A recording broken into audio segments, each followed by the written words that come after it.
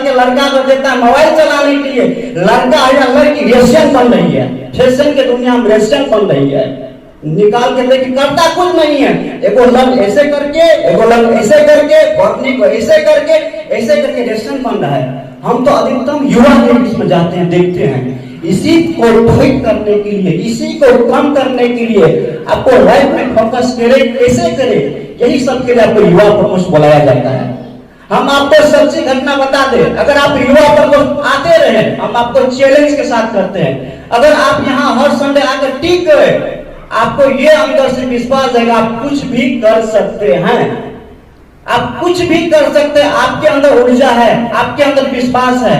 आप सोचिए, जो मनुष्य सफल हुआ है आज, कितना मेहनत करके सफल हुआ है। सफल होने के बाद पूरा दुनिया उसको सलाम करता है। असफल को सलाम कोई न करता है। उसको ये नहीं पता होगा ये हमारे बेटी के शादी में आके क्या किया था, बराती का स्वागत किया था। रिलेशन को ये पता नहीं है। समय ऐसा आता है आदमी को मोड़ पे